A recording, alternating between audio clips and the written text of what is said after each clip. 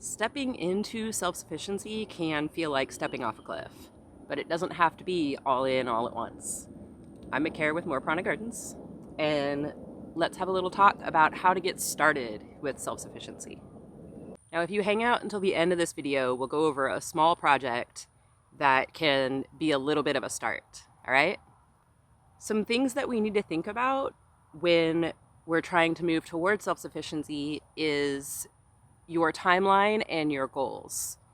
So there are some factors that are going to affect your timeline, like your sense of urgency, your priorities, your eventual goals, where you want to end up, how self-sufficient you want to be, and we'll just refer to outside influences as if and when the zombies come. You may have a timeline of you want to be your idea of fully self-sufficient in 5 years, but if the zombies come next year, then, get some stuff going, right? Be a little bit ready. And remember that this isn't going to be like you're going to decide tomorrow I'm going to be self-sufficient. You're going to have to take steps, and you're going to have to learn and do baby steps and get there. I'm not there. I'm not even close, but I'm a lot closer than I was 10 years ago. And then another thing that's going to be unique to your situation is exactly how self-sufficient do you want to be? Do you want to just not buy cleaning products from the store? It's a good place. It's a good place to be. It's a good place to start. It removes a lot of chemicals, a lot of packaging, and a lot of cost from your life, right? Or do you want to provide everything for yourself? That's not a goal for me personally. I know that I personally cannot grow enough beans and grains to feed myself entirely. I can eventually take over my own produce and not have to buy any produce, but supplying all of my own food all alone is not realistic. If I lived in a community, somebody could grow beans, or we could all grow beans and rice and produce. But as a single person, I know that absolute self-sufficiency is not possible because it takes community to get that done. How self-sufficient do you want to be? So start with those two things. Write down your timeline, and you can break that up, and write down your goals and break those out. And I have mine written down, so I'm just going to read them to you really quick. So my timeline, I would like to be on my own personal forever land in 2 to 3 years. That's probably a little bit quick, and I'm going to need YouTube to help me out with that. So yikes. But 2 to 3 years is my goal for being on my own land. And then I would like to be primarily self-sufficient within 3 years of that. So here's what being self-sufficient looks like to me. I would like to produce 100% of my own cleaning products. I already make spray cleaners. We buy Meyer's here, but in the past I make my own spray cleaner. I don't use bathroom cleaners. I don't use window cleaner. Vinegar and baking soda takes care of all of that. Same with like scouring the sink in the kitchen, baking soda. But I don't make my own detergent. I don't make my own dish soap. So I have a little ways to go. I'm not there yet. I want to produce 100% of my own produce. And like I said, that's not my grains, not my beans, not my oils, my vegetables and my fruits. I would like to produce 100% of my own tomato products. So right now I'm in a state where I don't buy fresh tomatoes anymore, but I'll still buy canned tomatoes, or I'll still buy salsa because I'm not producing enough tomatoes to put up yet. But I have not bought a fresh tomato in 3 years. So that's pretty nice. I want to produce 80% of my own skincare and body care. So my skin gets sesame oil, usually infused with calendula, but I'm out of that right now. Any like eczema or plant irritation, that gets calendula salve. I do use a shampoo bar. Oh, I pruned my hair. I do use a shampoo bar. I no longer use conditioner. I use tooth powder, which I could learn how to make, but it's not at the top of my list right now. So 80% on skincare and hair care. Regular and maintenance medicines like allergy prevention, allergy treatment, bumps and scrapes, bee stings, all that stuff. I want to produce all of that. Now, if I get sick and need a doctor, I get sick and need a doctor. I'm not absolutist on natural health care. I think that there's a balance that needs to happen where we take care of what we can at home, and when we need a doctor, then we go deal with that. But we don't go, you know, oh, I stubbed my toe, I need to go to the doctor. Oh, I have a little scrape, I need to go to the doctor. And then soil. I want to produce 100% of my own soil, which is a big undertaking. There are processes that we can set up to get there, like when we compost with the worms, when we have the chickens scratching through stuff. We can work towards those things. In a suburban setting, it's harder than it is in a rural setting to produce all of our own soil. But the way things that are going, because fertilizer prices are going up, some fertilizer farmers are coming back to natural ways, which means that the organic soil is getting harder to find. And if you remember, I lost my first 200 plus seedlings this year to bad soil, and 3 of the other big YouTubers that three big YouTubers, I am small YouTuber, that I follow have also had this problem this year. So soil independence looks a lot more important than it did 6 months ago, to be honest. Okay, did you write down your timeline and your goals? I gave you an idea of what they might look like. So if you have not written them down yet, go ahead and hit pause and write down some things. It can be loose, it can change. It's not set in stone, you're not making promises. This is ideas. So write down when you would like to be somewhat self-sufficient, when you'd like to take less trips to the grocery, when you'd like to order in less things. And then write down your goals. What would you like to produce for yourself and how much of it? Pause, write it down, I'll be here. All right, you got it? So where do we go from here? Well, we're gonna start small and we're gonna start with one thing. Just one. So look at your list of things that you would like to be self-sufficient on. Pick one of the small ones, preferably one that you can do in one sitting. Now, the reason for that is brain chemistry.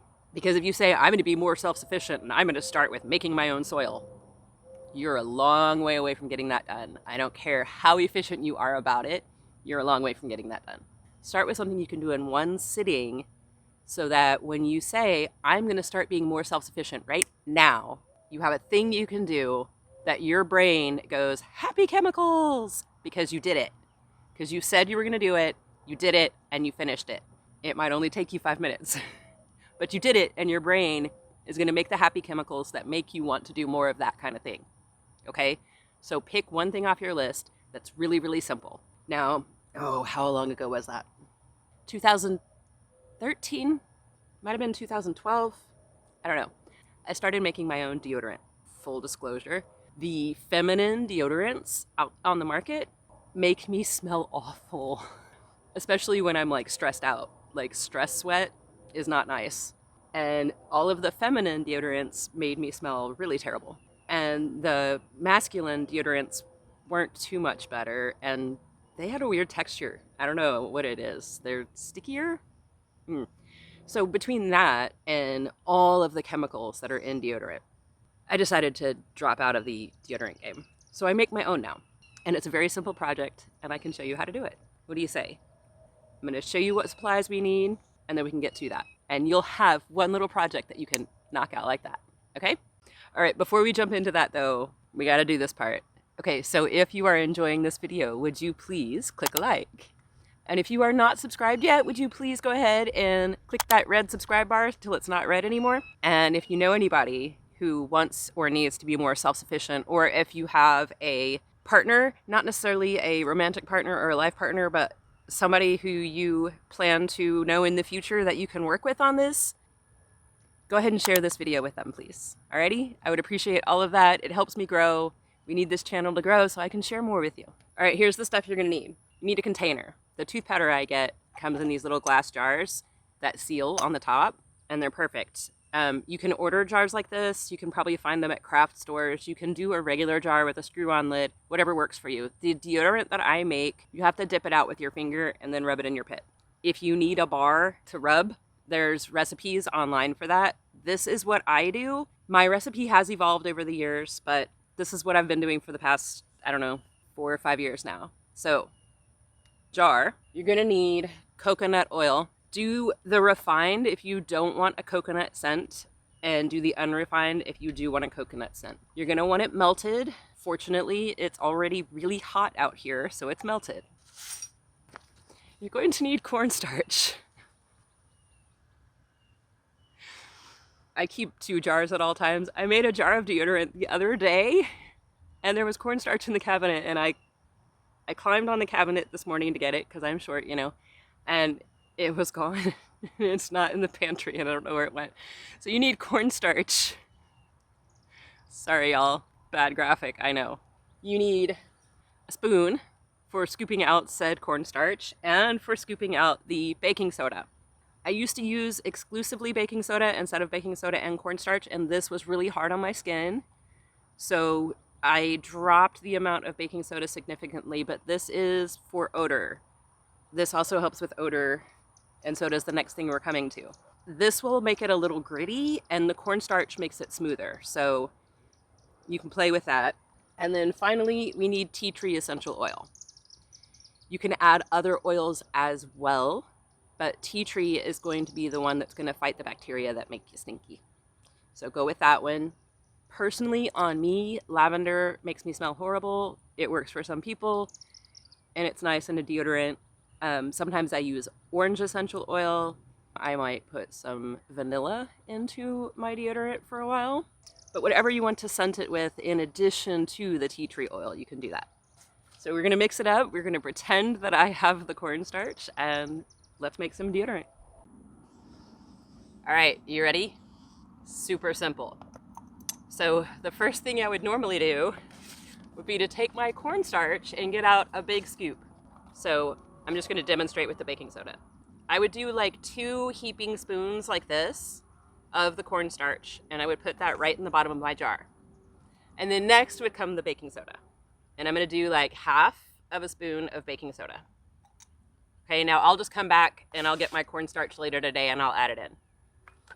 The next thing I'm going to do is I'm going to take my tea tree oil and I'm going to put somewhere between 30 and 60 drops. I usually aim for 50. This one comes out really fast, so I'm not going to count individual drops. 10, 20, 30, 40, 50-ish. Now, if I was adding in any other essential oils, orange oil, or if I was putting vanilla in this one, or any other kind of a scent, I would add that in now. Of course, it's stuck.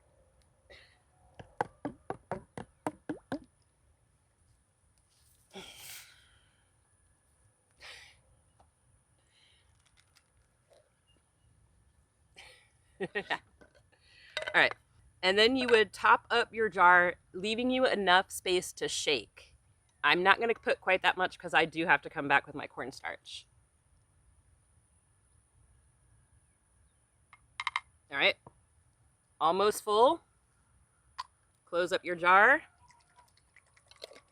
Shake it mercilessly so that everything gets mixed together. If you need to, you can dredge the powders off the bottom. Once I add the cornstarch and shake it up again, this will go into the refrigerator until the coconut oil is solid again, and then you have options. If you want to keep it in the fridge where it's nice and cold and it's always solid, you can do that. I keep mine on the top of a armoire type thingy where the air vent blows on the top of that so it stays cool. But I don't keep it there in the winter because in the winter the heater blows there and it would melt it. So if you want it to stay solid, keep it cool. If you don't care, then just keep it on your bathroom counter or wherever. This will keep you from stinking. It's easy to use. If you're already kind of stinky, it's not as good as washing, but it'll help. So that's how it starts, with something as simple as putting some kitchen ingredients and some essential oil into a jar. Bam, you got started in self-sufficiency. And then from there, you just keep going and you just add on. Always have small projects and small things that you're learning how to do so that while you're working on the big projects, while I'm replacing my own soil, I'm also making deodorant, baking bread, all these other things that I don't have to go get from the store. And then you can start to step those up. When I taught gymnastics, I like to tell my kids, my job is to teach you to do a hard thing so well that it becomes easy, and then find a way to make it harder again. I grow my own tomatoes. I don't buy fresh tomatoes. The next step, the way to make it harder, would be to start making my own salsa. Now, I do make my own fresh salsas. If you aren't even growing tomatoes yet, you could go to the store and buy the ingredients to make salsa. You can learn how to make salsa. You can learn how to make the quick kind that you're just going to sit in your fridge until the jar is gone. Then you can learn how to can salsa so that you can keep it. And then you can learn how to grow your own tomatoes while you're learning how to can, so that the following year you don't have to buy the tomatoes for your salsa. And maybe you learn how to grow your own peppers in the same time frame. And you just add on little pieces. So you started out with going to the grocery and buying all the ingredients to make a single serving of salsa. And then you did that until it became easy. And then you found a way to make it harder. And then you did that until it became easy, and you find a way to make it harder. And the next thing you know, you're never buying salsa again. So just baby step it. Start with the small things and make sure you have small projects going on while the big projects are going on, so you have success, so you get that brain chemistry going off telling you that you did a good job. But start someplace. We have control over what we learn and when, and we have control over the steps that we take, but we don't have control over when the zombies come. So just do what you can, slow and steady, make it work for you. All right? Later, y'all.